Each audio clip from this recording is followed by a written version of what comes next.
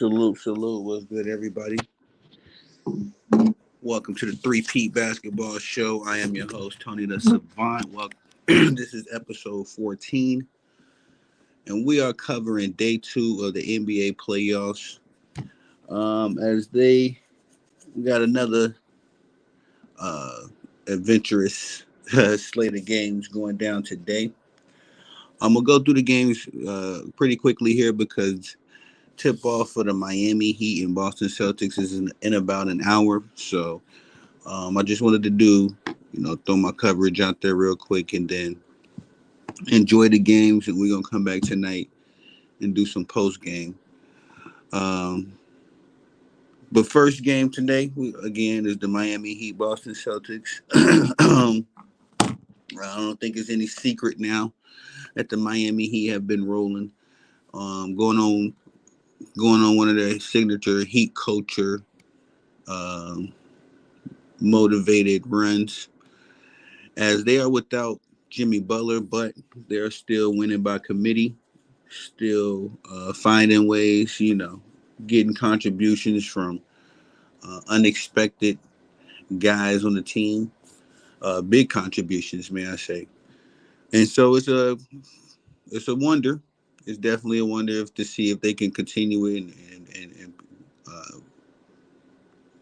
continue this run against their rival, probably their number one rival, definitely number one playoff rival over the past decade or a decade and a half. Um, the Miami Heat and the Boston Celtics have been battling it out with different iterations of their teams. And so today's matchup is no different. We are missing again the fearless leader of the Miami Heat in this matchup, Jimmy Butler. His 20.8 points a game will be sorely missed, but I don't think anything will be missed more than his leadership, his ability to motivate his troops and get them focused on the mission. But again, Jimmy will be in the building. I would expect that he's at least on the bench, and so we're going to see his leadership, his fingerprints on the game, much like we did against the 76ers, as the Miami Heat were able to pull that game out, a 1 point victory against the 76ers. And the 76ers had also all hands on deck. We know Joel has been dealing with his health struggles all season long, but he was available. He was on the court for that game. And the Miami Heat was still able to find a way to defeat the 76ers again with their MVP, with their uh, all their key players clocking in. So it's very much so a possibility that the Miami Heat can pull this off again. Tyler Hero led the way before, but I'm very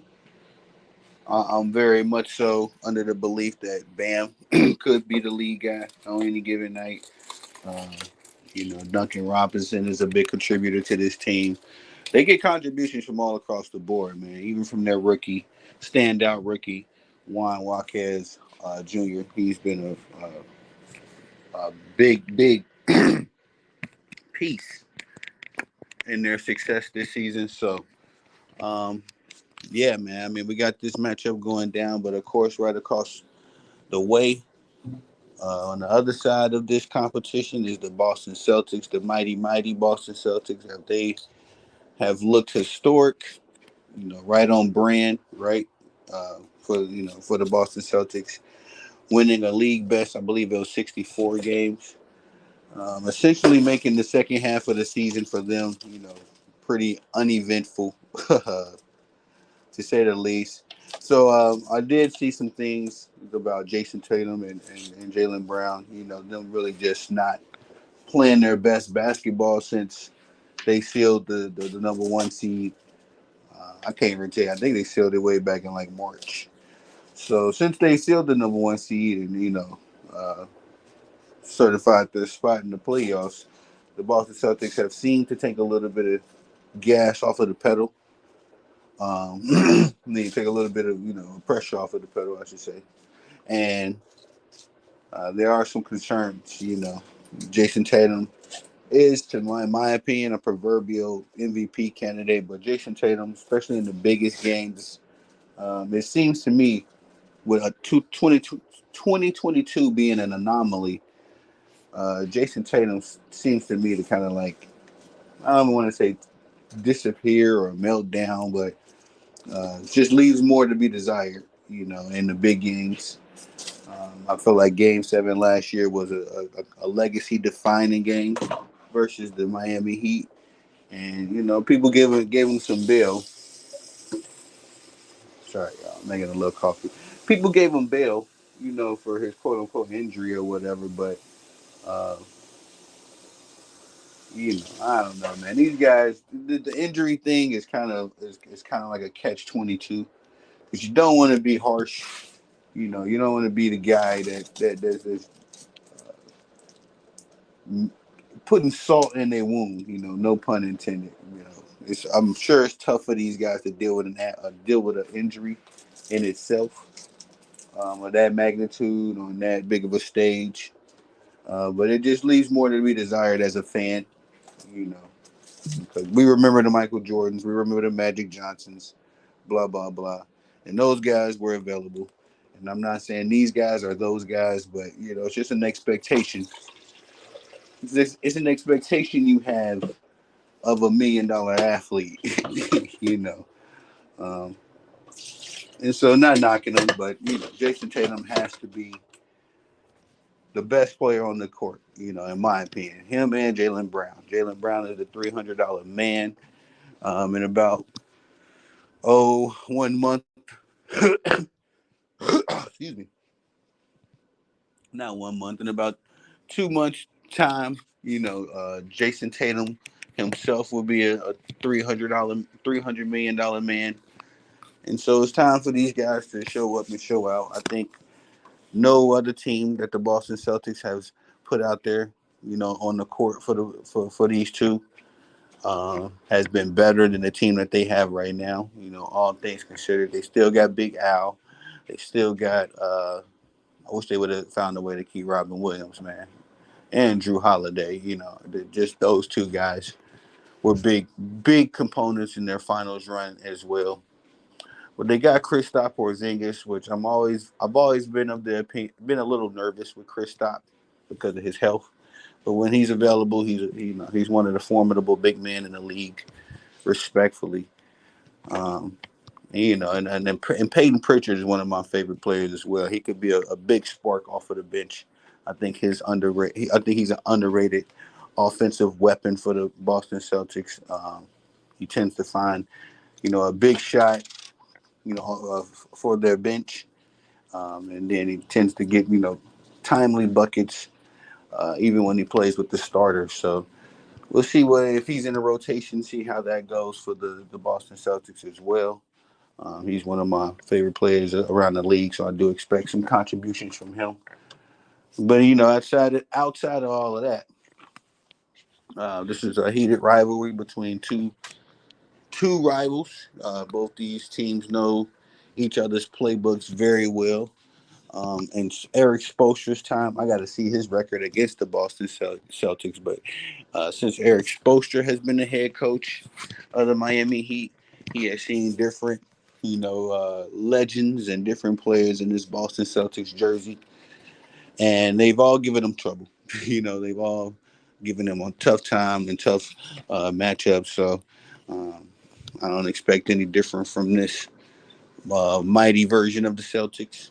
And same thing across the aisle, for the Celtics. In the Jason Tatum and Jaylen Brown era, at least, they've met many different versions of this Miami Heat team, and each version of that Miami Heat team has given them uh, a level of heck, especially in the playoffs. I do want to say it's impressive that the Boston Celtics were able to sweep the Miami Heat this throughout the regular season. That's impressive to a degree because, again, it's a rival. After their heated matchup in the playoffs last season, you would expect the Miami Heat to get up a little bit more for the regular season matchups between the Celtics. But uh, nonetheless, the Miami Heat were swept by the Boston Celtics this past season. So that's a good sign for the Boston Celtics, especially in the first round of this playoffs. Are they going to get a bit of revenge? You know, both it's questionable to be seen. My prediction for that matchup, although I hate going against Miami culture, you know, I don't like voting against him. I don't like betting against him. I have lost money to Miami culture. You know, it's crazy. I lost money. I just just kind of like connect the dots. I put money on Miami in 2014 for LeBron James and that team to win the finals when they lost against the Spurs. It was only $50, but I lost money because I put money on my own Heat culture, right? And then what was it? Last year, yeah, for the conference finals, I put money on the Celtics. I put money on the Celtics that game seven. I was talking big greasy. This is back when y'all, ladies and gentlemen. Now, excuse me for cutting in on the channel. You know, from time to time, I like to go down memory lane, especially when it comes to my sports journalism career. But this time last year, ladies and gentlemen, I was in a room full of bronzexuals. And so I made a bet with one of them. Um, now, not it was another bronzexual I did not make a bet with, but he made a bet with someone else. He ditched his bet. And kind of crazy, you know, he made a bet with another bronzexual. This is what I tell y'all, bro. I was surrounded by bronzexuals when I first started my sports journalism career. It was actually bronzexuals that suggested I start my sports journalism career. So, um, you know, so as much of it as much of it that comes full circle for me. You know, I hope the bronzexuals, my whole sports journalism is a full circle for them as well. But anyway, yeah, man. You know, so I don't like betting against Heat culture. I do not comfortable there. But I got I'm gonna take the Heat and five. You know, Jimmy Butler is expected to be out for more than a month and some change. So he definitely won't be available for this series if he's going to be available at all in the playoffs. Um, it won't be this series. So I'm gonna go with Miami. I mean, excuse me. I'm gonna go with Boston, and I'm gonna give Miami a game. I think that Heat culture, you know, limping into this playoffs. Not only are they not without Jimmy Butler, but they're also without Terry Rozier. He's still dealing with some lingering symptoms from a neck injury that he suffered. I think April 7th. So yeah, man. Uh, Miami Heat once again limping into the playoffs. Very well, you know, they're very capable of sealing the deal, as we've been seeing them do this over and over and over again since 2020. But it's interesting to see, you know, how it's going to play out with the Boston Celtics, because the Miami Heat do seem to have the Boston Celtics. Well, I'll say this: they don't have their number permanently, but they can get their number on any given night. You know, they can just pull their card. Miami is just them and the Celtics have such an interesting rivalry. You know, it's right there with the Celtics and the Lakers. You know, almost. You know, of the kind of like that of the Eastern Conference. I can't think of any team off the top of my head in the East that has had more battles with the Boston Celtics. I mean, maybe the Pistons. You know, the old Pistons. The Bulls and the Celtics never really had a real rivalry. We have some great matchups, you know, from time to time, but not a true rivalry. But the Heat and the Boston Celtics always seem to link up at some point in the playoffs. Um, Over the last, like I say, damn near you could go 20 years, and these two teams have always had battles. You know, bare knuckle fist fights is what I like to call them. So.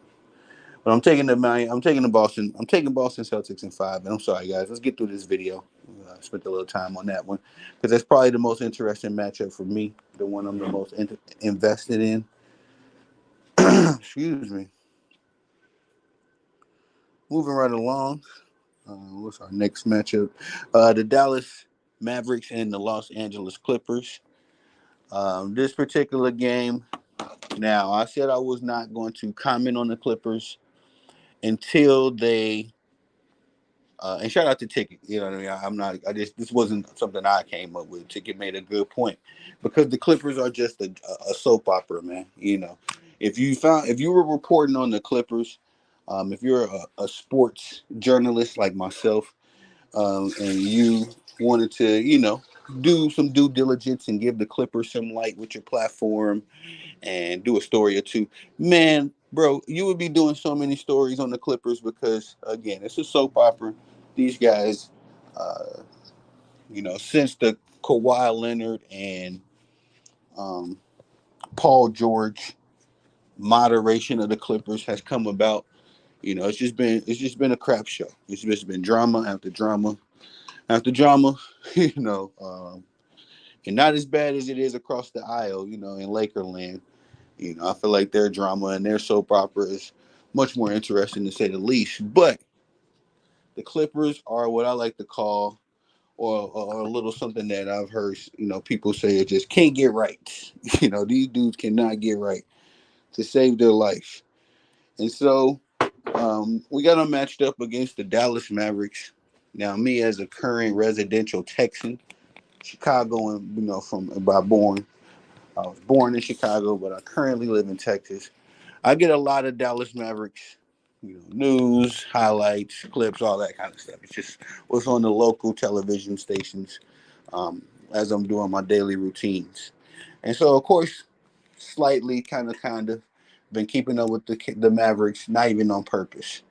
The Luca hype, people out here love Luca like they love the Cowboys, man. The Luca hype is real in Texas. People have really embraced Kyrie out here in Texas. Now, if y'all don't know, Texas is a red state. They did not, out in me living in Texas during the cold COVID time, Texas did not bend the knee to none of that crap. We did not close. I mean, we closed, for the initial scare of COVID. But Texas was one of the first states. I think Florida opened up first, but then we was right behind them like a week later, reopening schools and all that kind of stuff. So Kyrie Irving, I don't know if he strategically planned it like this, but he was very smart to come to Texas. Dallas is a little bit more blue, but still, Texas is a red state, and he was good to come here because New York, pretty much crucified this man in the media, made him seem like he was the worst. And Kyrie Irving is embraced, loved, revered out here in Dallas. Let me tell y'all, I see so many Luka Doncic and Kyrie Irving jerseys. It's ridiculous. I was almost compelled to make a video, just an appreciation video for Kyrie. But then I had to remind myself that, this kind of love and revering may not be shared across the league. As again, I am in Texas, I'm in Dallas. It's a little bit more biased for me. It would be no different for me if I made a video about the Dallas Cowboys and I would start capping like, oh man, everybody loves the Cowboys, win, lose, or draw. No, that's not the truth. You know what I mean? Kyrie still does have enemies, across the league and the media. I think none more than Stephen A. Smith. From time to time, will still drag Kyrie's name. But again, he's in Texas, he's in Dallas. Mark Cuban, excuse me, is one of those more of those kind of owners that stand up for his players, and he wouldn't stand for that. If Stephen A. was talking crazy about Kyrie, we all know Mark Cuban would pull up to ESPN to naught. You know what I mean? Tomorrow's episode, Mark Cuban special guest, and he would be there just to check Stephen A. Smith. He's done it before, and so Kyrie did very well to come out here in Texas. My point is that I'm trying to make is that he's protected out here. He ain't got to deal with all of the constant silly stuff that the New York media was putting him through. And like I say, man, from what I'm seeing, from my observations, I'm pretty good about checking the sports temperature in my communities. Um, Kyrie is loved out here. So that being said, man, I think Kyrie is motivated to and like he hasn't been in a long time. To be frank and be honest, I don't think Kyrie. I think Kyrie is one of those guys. He can definitely be a lethal weapon, as he proved. in Cleveland. On any given night, Kyrie can be the best player on the floor. He's proven that many times in his career. What am I talking about? Just in Cleveland, he's proven that so many times and times and again. Um, and I think, him playing with Luka, these two have really meshed and taken a liking to each other. Last season, it was a little bit of we call that like a ice breaking period, because Luka was full time. Sorry about that, guys.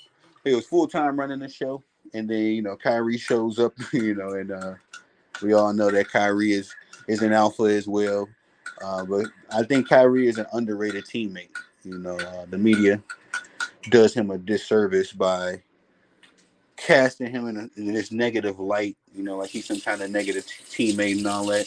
To Kyrie's credit, I've never heard LeBron James say anything crazy about him as far as him being a bad teammate. I've never heard Tristan Thompson, Iman Shumpert, none of these guys, none of these dudes with these podcasts now or that are in the media now. Because we got to remember that, he was what's my boy J.R. Smith. He was teammates with this guy, and we got to remember that all these dudes that got podcasts played in the league with Kyrie at one point as well. So nobody has ever shared this story where Kyrie was just this horrible person or horrible teammate. That has been a complete media narrative. So again, I think I'm harping a little too hard. Let's get back to the game. Dallas Mavericks, they got what it takes. To end this Los Angeles Clippers soap opera. Now, there is some questions on Kawhi Leonard's health. Last check, there's not been a ruling out of him playing today in Game 1. But the knee issues, the inflammation in his knee has been a bit of a back and forth issue for him.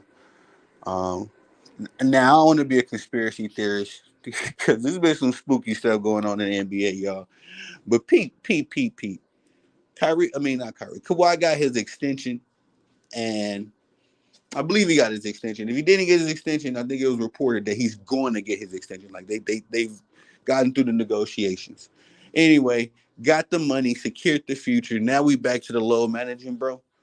Because when the money was up, for grabs, and Kawhi Leonard still had something. I guess you could say he had something to play for. He was available all season. This was a contract year for Kawhi Leonard.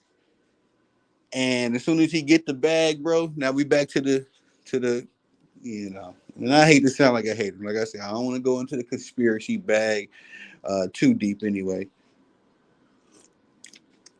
But it would just seem to me, you feel me? But anyway, it's not been a ruling out that of Kawhi Leonard. So it's not dark or anything, but there has not been a 100% issue on whether he would be available either. I think Tyronn Lue reported on it. He didn't really have any set answers, so we'll see what happens. But the Clippers got enough, man. They are underrated, even though they made a lot of moves. They made a lot of moves, especially for James Harden. The Clippers got enough. They got more than enough. Norman Powell, Terrence Mann. I think Terrence Mann, he's still over there. I haven't been keeping up with the Clippers since their win streak early on this season, but they got Zubac. Zubac is a serviceable big man. And then outside of all of that, man, they got the 4 all stars. Four big two league MVPs, former league MVPs, 1 Finals MVP, former Finals MVP. So they got more than enough artillery, man.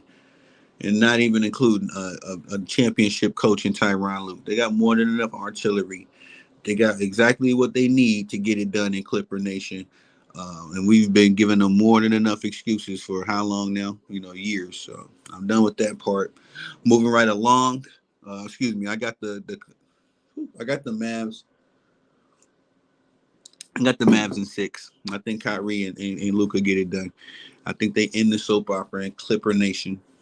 They blow it up. I don't know if they're gonna blow it up because on the books, financially, It don't look like the Clippers can afford to blow it up. Is the problem there? But we'll talk about that.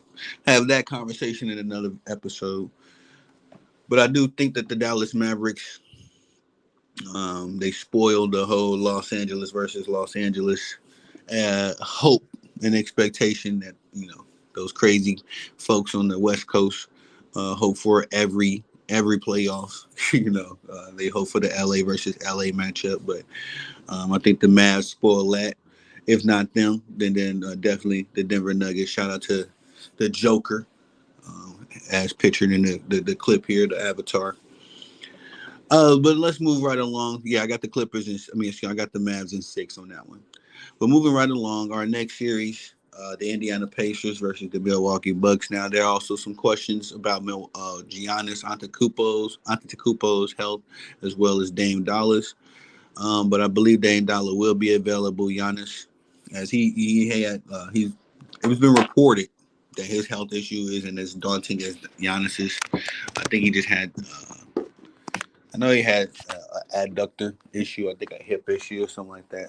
Not positively sure, but it's also been reports that Dame Dollar wants out of Milwaukee, man. So I don't know what's going on. You know what I mean? Dame is all over the place, and maybe I should take a little minute right now to speak my mind. Share these thoughts that I've been having about Dame. I've been meaning to make a video about it, but we've been so busy these past month or so with sports, the women's tournament, the men's tournament, WNBA draft. We jumping right into the NBA playoffs from there.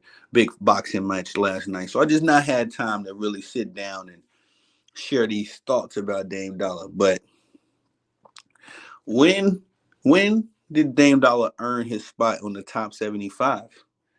What has he shown y'all?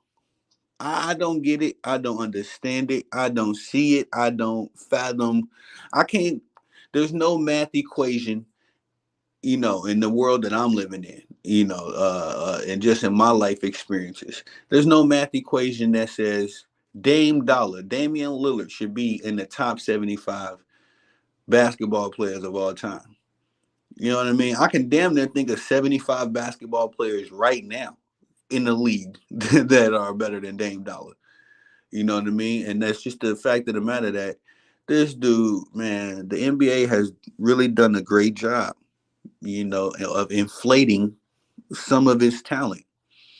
It just really shows me that the NBA, all these years, been hyping up Damian Lillard, but going out of his way to kind of sort of ignore Steph Curry. I wouldn't say Steph Curry is any short of attention or marketing or anything, but the point of the matter is the little bit of attention or the amount of attention that Dame Dollar gets. You would think the man had a championship.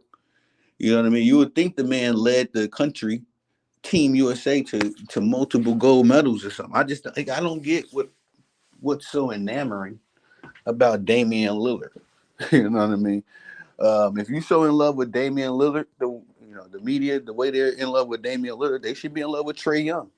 Trae Young does the exact same thing. Trae Young is not mini Steph Curry. No, Trae Young is mini Damian Lillard. I've been saying that for years. Steph Curry is efficient. Steph Curry is a system player. You know what I mean? Steph Curry can dance on you and go 1v1.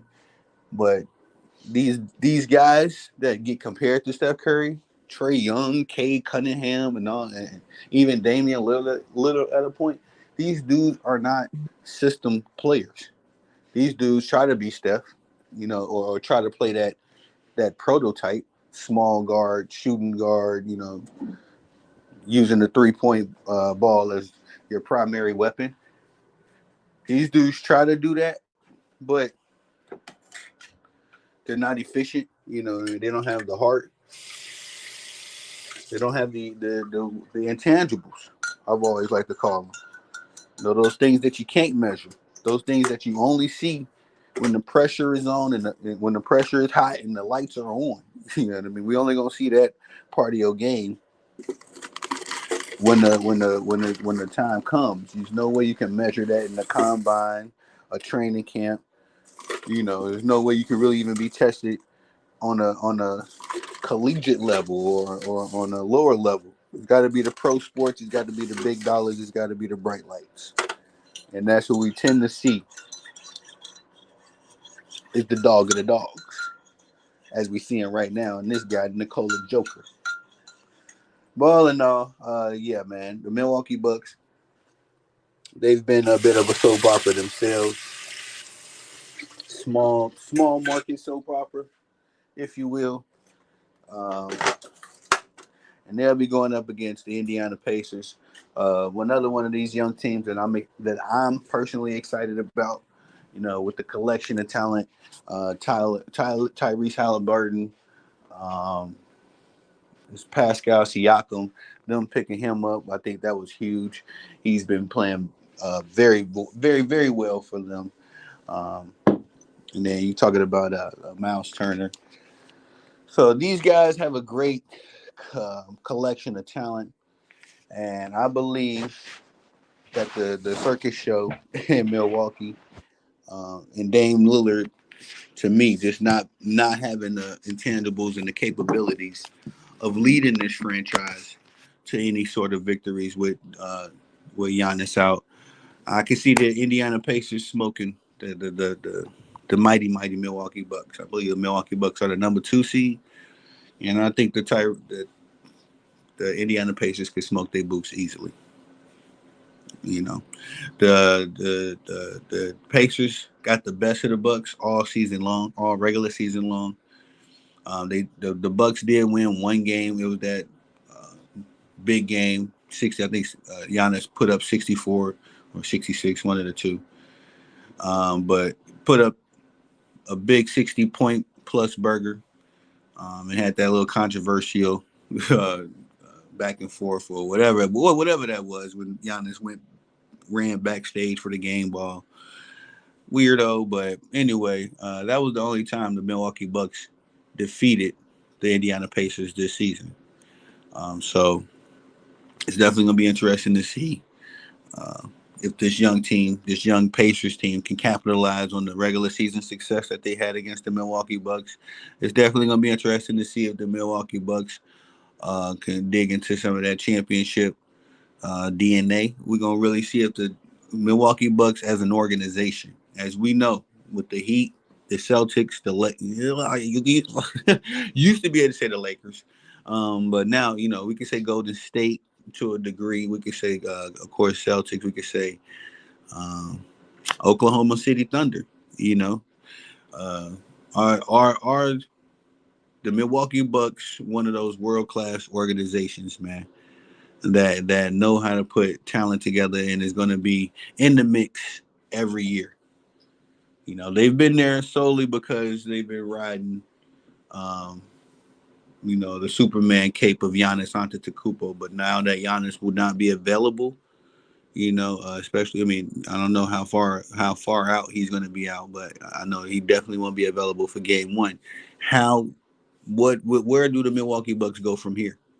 So I'm interested to see it play out. I'm not counting out Milwaukee, as you know, they're only 3 years removed from their championship run. Still got some, pieces from that team. So they, with Portis and um, Lopez, still got some guys over here that can be voices of reason if the panic button needs to be hit. But we need to see Dame Dollar. Although here's my hot take: Dame Dollar ain't like that. Bump on around the way. This dude ain't like that, man. So it's like I don't know what all of the hype, all the expectation, and again, for the life of me, no math problem in the world you can fix up for me where Dame Dollar is a top 75 player. There's no math problem. I don't see that playing out in any scenario. But regardless to the fact, I think the young boys, the Indiana Pacers, can't eke this one out. Um, I think that this could be a breakout, game, a breakout series for Halliburton as he's been putting himself on the map a little by little this season. I remember at one point we was asking if Halliburton was better than Ja Morant. So and during that in-season tournament, he was acting a fool, putting up some big assist games, but quiet as kept, putting up some efficient scoring games as well. Against the Milwaukee Bucks alone, he's been averaging 27 points. But on the season, I believe he's been averaging 20 points and 11 assists. So this guy is definitely a combo guard, probably mode turn it into develop it into one of the better combo guards we've ever seen in NBA history. We've had Pete Maravich, we've had Magic Johnson, we've had Penny Hardaway. We've had some kind of iterations of this uh, taller passing first guard that also can get you 20, 15, 20 points a game. We've had different models of this over NBA history, so we'll see if Halliburton can uh, play that mode, and you see how good he can be in it. But so far so good from what I've been seeing from him, definitely this season, and definitely since he's been in the Indiana Pacers jersey. He's been a nice bright spot, developing year after year since he's gotten there. So I got the Indiana Pacers winning this series in six, possibly even seven. Let me go seven. I think this. I think the Bucks, they will be able to win a few games just off some Indiana Pacers mistakes. And again, I don't want to count out Giannis or Dame if they are to return this series. I would count out Dame, but I'm not going to count out Giannis. You know what I mean? So that's just how that's going to go. And this ain't the Miami Heat. So this is another rival matchup, between the Indiana Pacers and the Milwaukee Bucks for sure. But it ain't the Miami Heat. So the Indiana Pacers could definitely, the Milwaukee Bucks could definitely find a way to get this victory and win this series. They won't have to deal with so much of that mental pressure from Jimmy Butler and crew. Although Jimmy ain't available this series, and he's not available in his series. Excuse me. All right, y'all. And to conclude the evening, the finale for the evening, we're gonna get the New Orleans Pelicans versus the Oklahoma City Thunder. Now, there's been a lot of chatter about this particular matchup. As we all know, the Pelicans are Zionless, and it's so unfortunate because the last time we seen Zion on an NBA court, he was having the game of his life, and playoff. And Zion still hasn't made the playoffs, but the play-in tournament is a playoff-like circumstance. So, it bodes well for what potentially could be a postseason Zion. But at the same time, we all know that the Pelicans are the best version of themselves when Zion's in the lineup. Um, and he's been leading the way all season. I've been contesting and protesting that Zion has been an MVP candidate, top 10. Not in the top three with the juggernauts, but he's been in the conversation. As far as what he's been able to do as the leader of the Pelicans. But the Pelicans, man, they just are another one of those scrappy teams. With Trey Murphy, Jose Alvarado, uh, Brandon Ingram when he decides to clock in the work. This team is very capable. They got a bit of playoff experience, and if not anything else, they got some pressure experience as they've been in the play-in. Um, the play-in tournament these last few years. I believe the Pelicans was in the play-in last year as well. Not the play-in, just they've been in these heated contests with this core, and they've definitely built up some playoff equity. Unlike their counterparts, the Oklahoma City Thunder, as this is going to be their first outing in the playoffs with Shea Gilgis Alexander as the primary leader. Um, when Shea got there in 2019, I can't recall if they made the playoffs then, but in 2020, I know they made it with Chris Paul, and Chris Paul was the lead guy at that time. A mentor to Shea. So it was different circumstances. Shea played a different role at that time as he had just been traded over from the Clippers to the Oklahoma OKC Thunder. I was gonna say OKC. Shout out to the people in OKC. He got traded over to OKC, and he's been balling ever since, man. Taking a step forward year by year. But I've been impressed. Sorry, I accidentally hit the mute button. Just chatting away. But I've been impressed with what Shea has been able to do, what he's been able to accomplish as the leader of this franchise. I've been speaking very highly of the Minnesota Timberwolves, but I've also been making mention, over the course of the season of what the OKC Thunder have been able to do. They solidified themselves as the number one seed this season. Shame on you, lamestream cats and you dudes on YouTube running with this narrative that the OKC Thunder, this moderation of this team is the worst number one seed ever. Like, man, the can't be real, bro. I am going to start myself a moniker of Dr. Savant because there are just certain little philosophies and mind frames in sports that I gotta diagnose. And hopefully, once we can identify these behaviors and categorize them and properly contextualize them. Oh yeah, I've been doing my research. I'm not going to be going back and forth, getting heated with people that think a certain way. People that run with these media narratives, man. It's so disgusting. It's really irritating. We got to do better as fans. Fans get so upset about referees doing stuff or about athletes not performing up to par or coaches not coaching well. But the fans don't never hold themselves accountable. As fans, we got a responsibility in sports as well. Don't get it twisted. Your primary object, your primary job as a fan is not just to sit on the sidelines and scream at people.